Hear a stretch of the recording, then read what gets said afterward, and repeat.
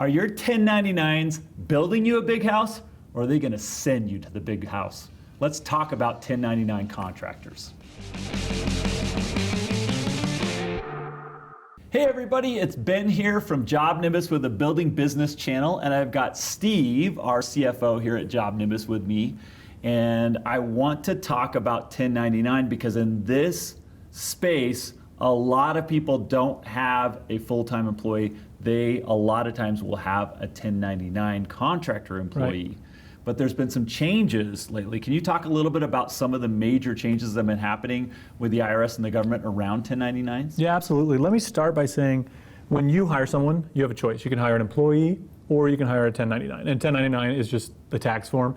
But there's a lot to think about beyond just the tax form. So there's some changes recently. I want to talk about those, why they kind of matter, and just dive into it and what are some pitfalls you may run into. So, okay, let's talk about that. Okay, go ahead. The first, really the biggest, is a two-pronged item: the cost of taxes and the cost of benefits. So when you're hiring an employee, you have to withhold and pay their federal taxes, state taxes, depending where they live, Medicare, Social Security, and then on top of that, you have your own employer portion of Social Security and Medicare, which is another 7.65%.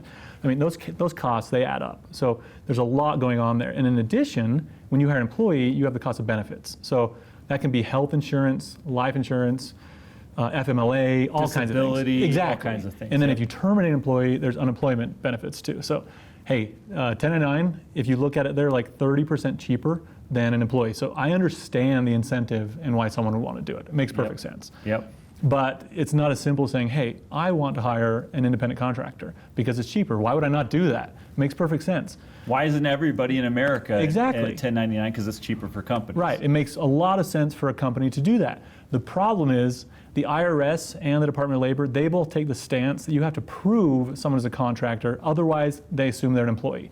So how do you prove that somebody's a contractor? Right, great question. The laws around this are changing, and as soon as, it was like 2 weeks ago, May 6th, the DOL, they withdrew a policy, a Trump-era policy called the Independent Contractor Rule.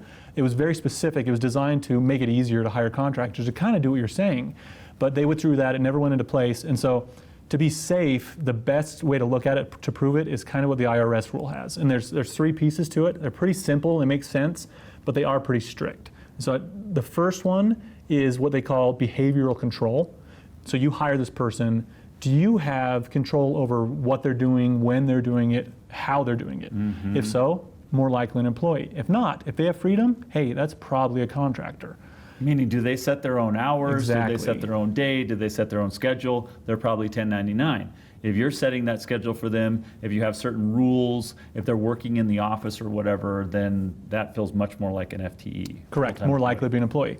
The second test is really interesting. I think this is what's going to impact our industry quite a bit, as well as trucking and a few other industries, is the work that they're performing, is it the same as what your employees are doing or similar, or is it more for a special project? So for example, if you're a trucking company and you have truckers that are working for you, if you classify them as contractors, you're probably not going to be able to get away with that because that's your core business. But let's say you hire someone to build your website. That's absolutely a contractor, very specific, designed to do that. And there's lots of lawsuits right now actually going around because of this very issue.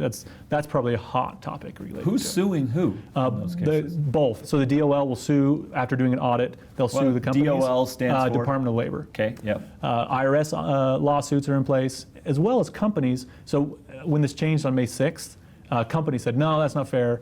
We had this in place. We were making plans. Sure. So they went back to the DOL. So there's, it's going both directions right now. Wow.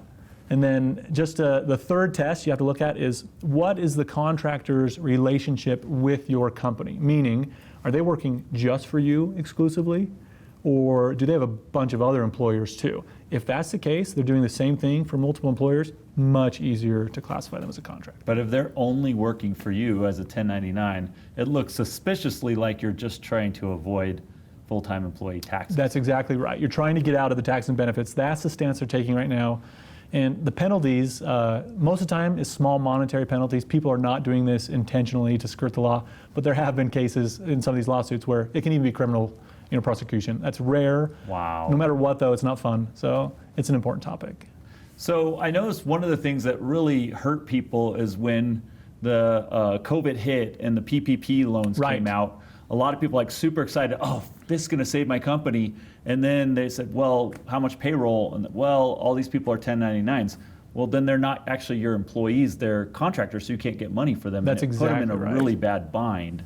What is the best rule of thumb then overall on this? I mean, should you be trying to work more towards full-time even though it costs more? Or is it okay to stick with 1099s and just try to figure out workarounds? To Sure. So it's pretty easy if you look at it. You say, is this person working for me, doing my core business long-term? That's going to be an employee. I think that's a simple way to look at it. If they're not, if it's project-based, and you can have that obviously in contracting. Yeah. Is there a project-based person who's here who isn't long-term committed to my company necessarily? That person's a contractor. But you have to be careful because they are going to say, this is an employee unless you can pass these 3 tests. So what are the actual consequences of not doing this? In other words, let's just say you ignore this Sure. advice and you go and make everybody 1099, save a lot of money.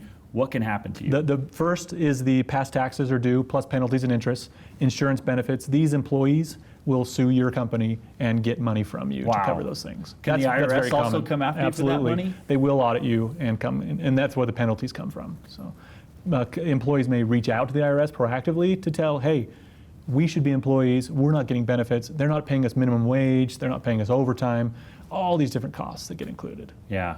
And then secondarily from that, which is pretty harsh, there is actual legal consequences, possibly jail time and that sort of Absolutely, thing. yeah. It's a criminal prosecution. It's rare. Again, you're most likely not going to go to jail for this, but you can if you're egregiously breaking the law in this regard and you know what you're doing intentionally.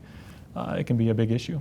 So let's say that I'm a roofer, like a subcontractor or something Right. like that, but I'm a contractor for another roofing company. I've only been working with them for the last 3 years. I work on projects with them every week. We're working on new roofs. Am I supposed to be an employee now? That's what the law is leaning towards, especially if you're working with the same company. So if you are consistently working with me as my roofing company, you're doing projects for me all the time, I should be paying you as an employee. Again, though, if you have your own contracting business, and you're doing this with multiple roofers, much safer. But that's exactly the case. And that's why this law is being challenged by so many people, because it's a burden. If you don't have the cost structure to support this, it's pretty heavy when you're bringing on employees. Yeah. So what's the process of actually trying to transition somebody from a 1099 to an actual W-2 employee? The best thing you can do is start right away. You don't, and again, I'm not a lawyer, I can't give legal advice here, but you don't always have to go back and say, hey, I should have been doing this from this time. But if you start then and say, hey, these should be employees, we're going to put them on our payroll, we're going to treat them as such, we're going to give them benefits, you're much safer off than if you simply disregard and say, I'm going to keep them as contractors. Okay, that's good advice. Another point to consider is if you have someone who is working for you, that's very helpful to your case if they are also working for other roofers. It doesn't have to be all the time even, but it shows that it's not just your guy working for you all the time. So it's great to see when these cases come up, you look at it and they say, okay, wait, this guy does have his own business. He's doing contracting for lots of different employers. Makes a much stronger case for you. Thanks, Steve. This is super helpful. So the way you know the difference between 1099 or if somebody should be an actual full-time employee, you got to start by asking, are they doing the same type of work that you normally do in your company over and over again? They've been working with you for a long period of time. They're only working with you and nobody else. And that work is specific to what you guys do and you're controlling their day. They are a full-time employee, not a 1099. And you really need to move them to that to be able to be safe and protected. Okay, thanks for joining us. This is super helpful today. We'll be back next week with another episode. Keep on building your business.